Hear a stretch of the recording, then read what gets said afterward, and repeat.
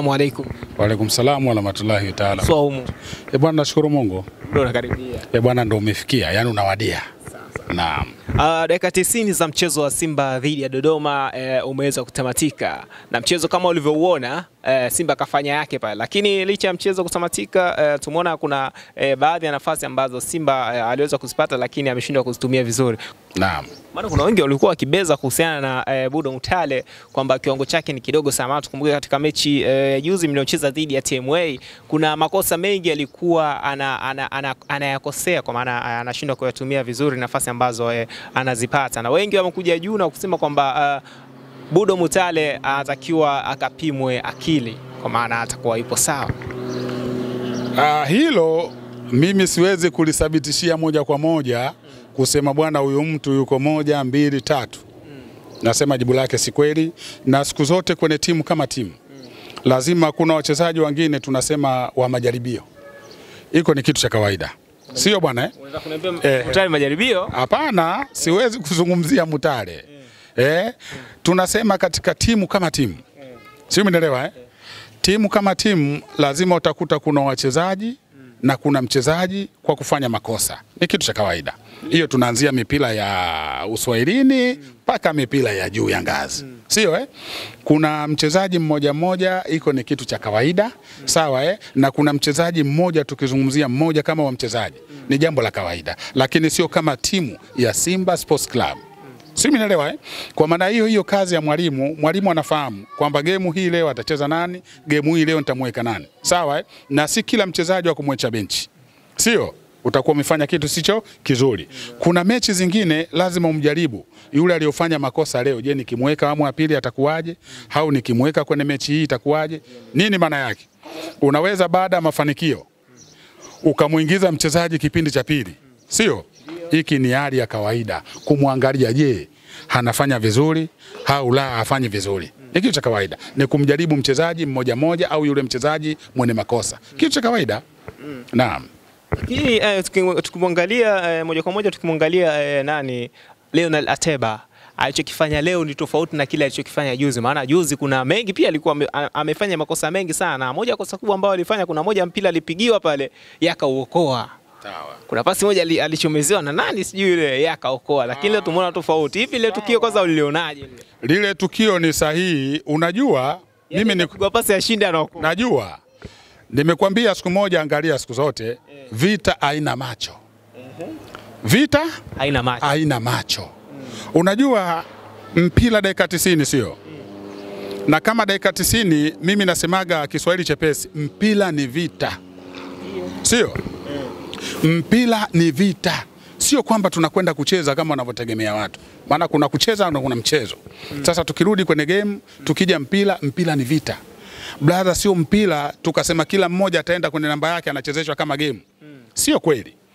Kwa maana hiyo kuna mistake sometime inatokea kwenye mpira au inatokea kwenye mechi. Ni vitu vya kawaida.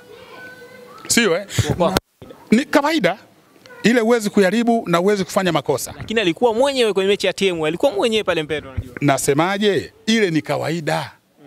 Ile ni kawaida kwenye game.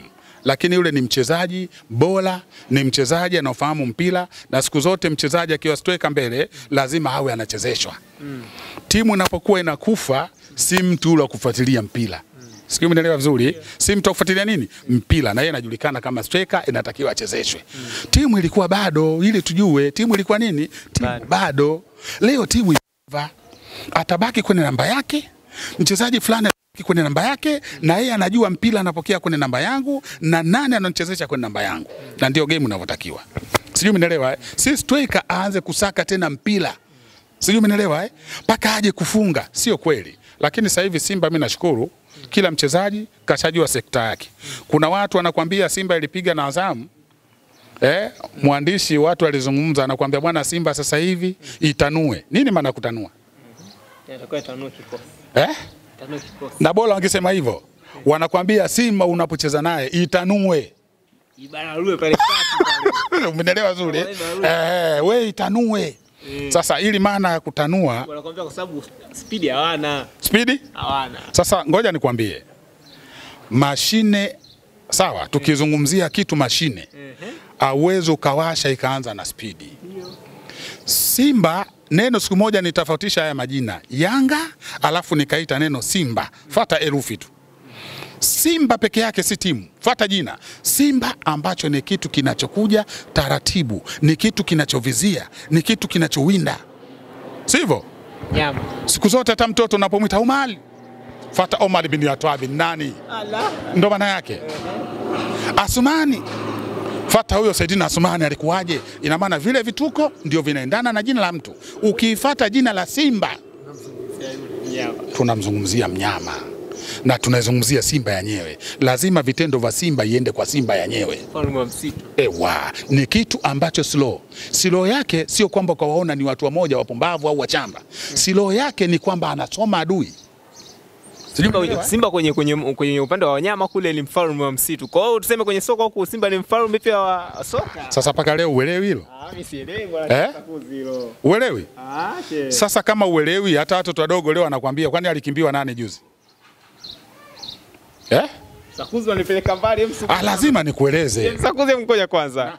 Kwa kile mlichokifanya juzi katika michezo ya dhidi ya TMA, Budo Mutale pamoja na Ateba, kwa kile alichokifanya, wanasema kwamba ndio maana mechi ya dabi mkakimbia mechi kwa kile ambacho kilichotokea juzi, kwa maana yale makosa mlikuwa mnayafanya mngeweza kuyafanya katika dabi, hivyo mkaona hapa tutaenda kuaibika, mkaamua kukacha. Sasa mwandishi, nikwambie kitu kimoja.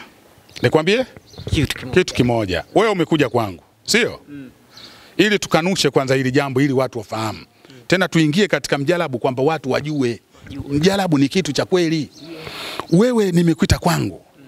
Sawa mwandishi? Nani mwenyeji? Si mimi. Umefika getini kwangu. Sawa? Unagonga mlango nikatoka. Si nimekuita? Inabidi wewe kusalimia kuingia ndani. Sasa nakubana kwenye geti usiingie. Ilikuwa na maana gani? Na nilikuita. Kuna kitu ulikuwa umebeba. Lazima ubebe begi. Wewe si mwandishi bwana, una begi, una vitu kama hivi lazima uweke. Nishakubana pale usiingie. Watu wameangalia unaona kuna vitu sipo. Kuna vitu ambavyo sio. Nikwambie ambacho kitu si kwamba cha kupotosha. Ni tunauzungumzia ukweli uliokuwa thabiti.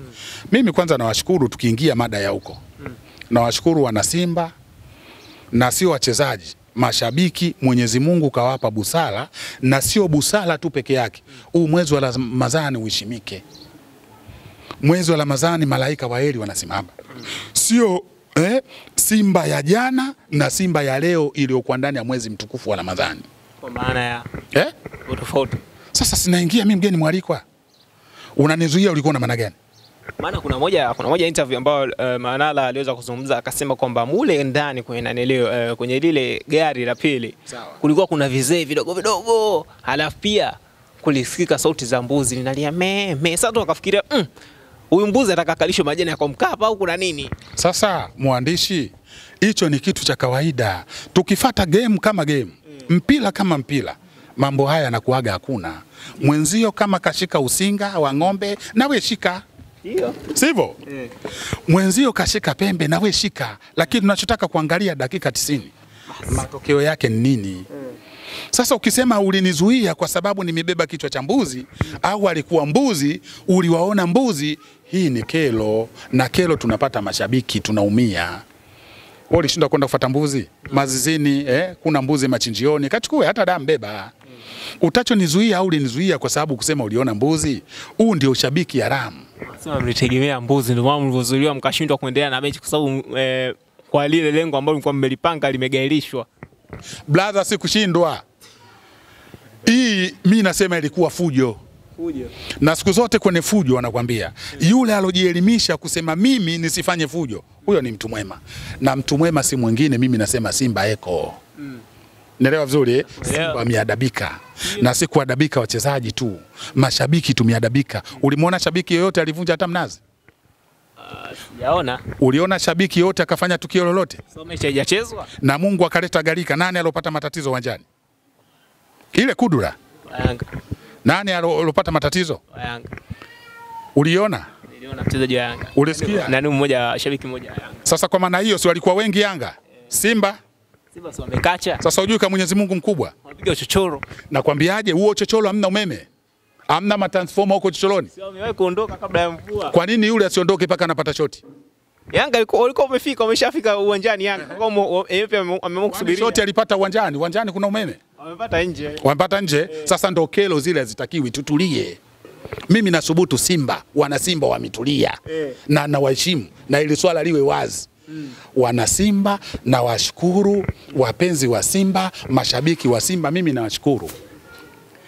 Mwenyezi Mungu ndo maana anasema mwezi huu ujaribiwi. Sawa Mwezi ujaribiwi. Simba waligewa busara. Simba wamefata haki. Na haki si kwamba na usubutu, lakini maelezo.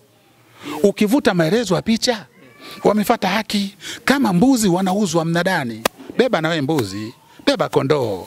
Tunataka tuone game. Watu wametoka mikoani, watu wametoka nchi za karibu, lakini wametupa nini? Pesa. Hata iwe 500 ni pesa. Iwaje game kubwa kama hii inaahirishwa? Alafu kuahirishwa kwenyewe ambayo inaahirishwa ambayo kininja. Atwendi hivyo. Kininja hii. Kwa sababu game kubwa ukihitaja Yanga, ukihitaja Simba, ni taasisi kubwa. Taasisi kubwa. Haiwezi kafika uwanjani ukaambiwa ndugu yangu mwandishi eti refa hajafika kweli? Sasa ndo tunapoendea Simba na Yanga sasa. Itafika kipindi kwa sababu hawana subutu. Itafika kipindi tutaambiwa bwana leo anachezesha refa fulani. Sawa? Leo anachezesha Kayoko. Mwisho wa siku watu watamkataa. Tumtaki Kayoko, tunamtaka fulani. Hatumtaki huyu, tunamtaka huyu. Muda unakwenda. Ndio sasa hivyo vojiekea kuna marefa wa Simba na Yanga. Na si kujiekea. Mimi nachoomba tu sasa hivi bodi za klabu za mipira ziwe makini. Kwa sababu hizi timu mbili mwisho wa siku zinakuwa ziko juu kuliko uongozi wanaweka chini. Sasa hiyo wapenzi tunaumia. Maana wasipokuwa makini wanaweza kuharibu vibarua vya watu pale. Na si kuharibu peke yake. Mwisho wa siku Tanzania yetu itakuwa hafifu. Kwa sababu tukisema baraza kubwa sasa hivi au watu wanaitika wananyanyua masikio yao macho uambie Simba na Yanga. Na ndio maana enzi ya zamani, mimi umri umeenda brother. Enzi ya zamani unaikuta miezi kama hii ya Ramadhani, Simba inaanza labda kuna siku 3 watu wanafunga kwa sababu ambazo ni ambao taasisi inatoa riziki kwa watu. Sawa Taasisi inatoa ajira kwa watu. Unaikuta kuna kama leo kuna siku 3 Ramadhani inaingia, unakuta Simba na Yanga wazee wetu wanasaidia Simba na Yanga. Wakirudi nyumbani wana malage, jalishi nani kashinda, lakini watu wana malage, wana mchele, tunafunga Ramadhani. Lakini leo unakuja kwa kushangaa chungu 10, chungu 7, chungu 14 Simba na Yanga yanakutana. Kwa mimi kama mimi nasema hebu turudi nyuma. Turudi nyuma. Asili sio paka ukashike kibuyu. Asili sio ushike usinga. Sawa? Asili ni kuvunja utamaduni wa wazee waliokuwa wanafanya.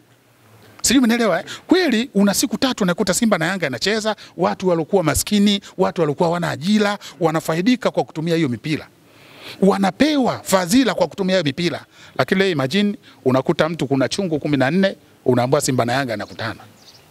Ramadhani lazima kama Ramadhani lazima tuitukuze na tuifuate haki yake. Sawa Twende na wakati kama wazee wetu walivyokuwa wanafanya. Hizi ndo asili zenyewe. Mwisho wa siku tunavyofanya hivi kiolela ndio unakuta vitu kama hivi vinakuja kutokea. Na kama huku nyuma ya bodi wazee wetu huku kwenye bodi, taasisi ilikuwa kwenye bodi kuziangalia hizi timu, lazima ziwe makini, lazima ziwe juu. Kama ukumbusho tu, lazima ziwe nini? Juu. Kwa sababu hii hata mtoto wako kama anarudi usiku hata saa 4 za usiku na nyumba kama hivi na geti, ukamwambia mwenyewe ukikuta geti bwana ruka juu, mwisho wa siku anakuta liko wazi na anaruka juu kwa sababu ndo mazoea alikuwa naye. Kwa maana hiyo hivi vitu kama wanatusikia lazima tuwe na usimamizi uliokuwa bora. Simba na Yanga lazima wawe chini katika sheria. Wasijishukulie sheria mikononi. Kuna bodi za ligi lazima waangalie vitu hivyo.